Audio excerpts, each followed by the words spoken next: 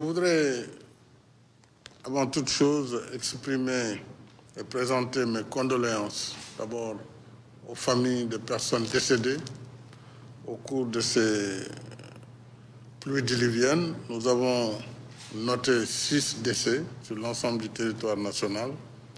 Au nom de la nation, je présente mes condoléances attristées aux familles. Et je voudrais aussi donner l'assurance que le gouvernement sera à leur côté, aussi bien dans la lutte contre les inondations, mais aussi sera à leur côté pour apporter toute l'assistance nécessaire.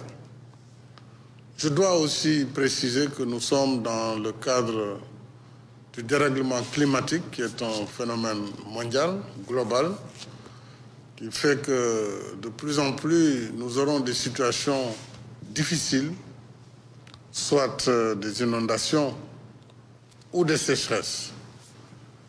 Nous devons rendre grâce à Dieu qui nous a honorés d'un hivernage pluvieux, malgré ces désagréments, qui permettra également cet hivernage d'avoir, au plan agricole, au plan économique, des récoltes exceptionnelles cette année. Évidemment, une eau abondante a souvent eu des conséquences aussi désastreuses sur le plan de l'assainissement. C'est pourquoi, très tôt, en 2012, j'avais lancé le programme décennal de lutte contre les inondations.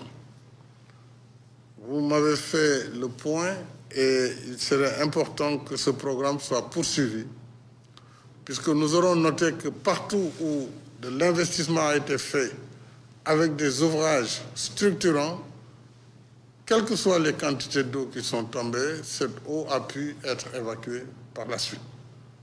Même si la pluie a été très forte et qu'elle représentait presque 3 mois de pluviométrie, partout où ces ouvrages ont été réalisés, il y a eu donc un fonctionnement régulier de ces ouvrages. Maintenant, nous avons effectivement encore des points difficiles qu'il faut traiter, pour certains en urgence.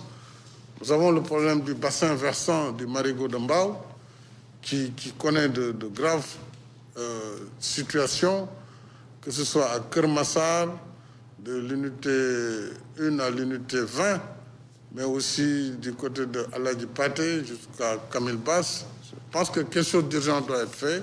Et je me réjouis déjà que les sapeurs-pompiers ainsi que l'ONAS et tous les services de l'État sont déjà à pied d'œuvre.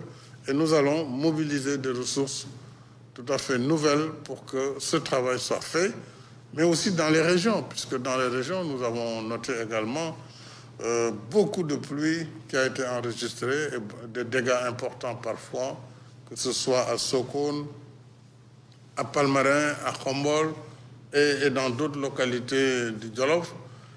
Partout, nous avons eu, à Ranérou, nous avons eu de fortes pluies, mais le dispositif est mis en place. Les 14 gouverneurs, les préfets, sous-préfets, toute l'administration des sapeurs-pompiers au niveau national, l'armée au besoin, tout le monde sera mobilisé pour venir à bout de ces eaux stagnantes ou ruisselantes et qui ont fait beaucoup de dégâts.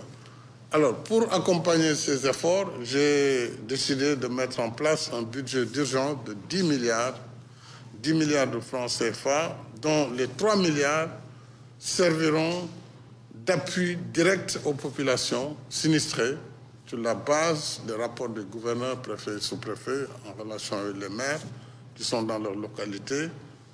Et ces 3 milliards serviront de cash transfert d'appui donc financier direct par famille, mais aussi d'achat de produits phytosanitaires, de matelas et d'appui divers.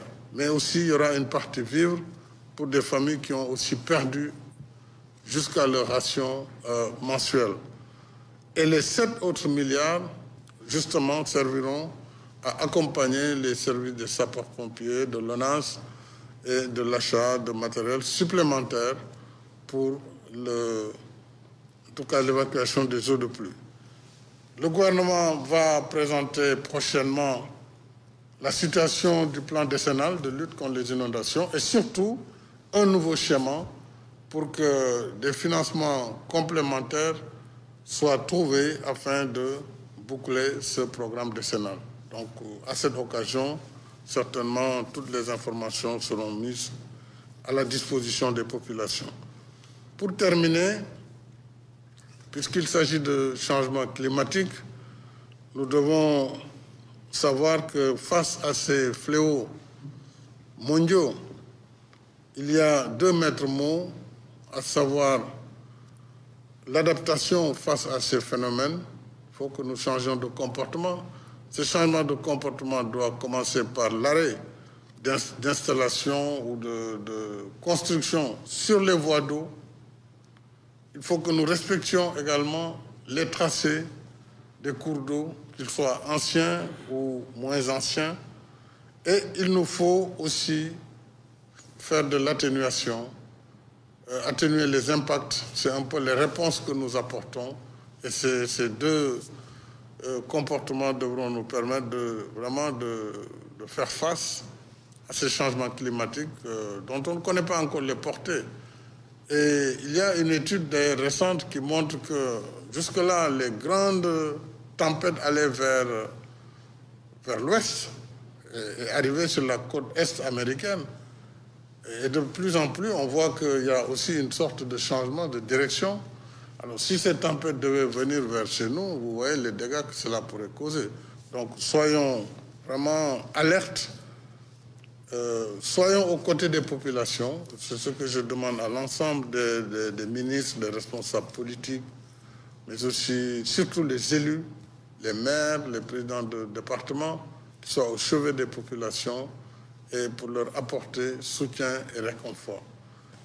Je rassure la population que le gouvernement sera à leur côté, le président de la République sera à leur côté et nous répondrons toujours présents face à la détresse de nos compatriotes. Voilà, c'était donc la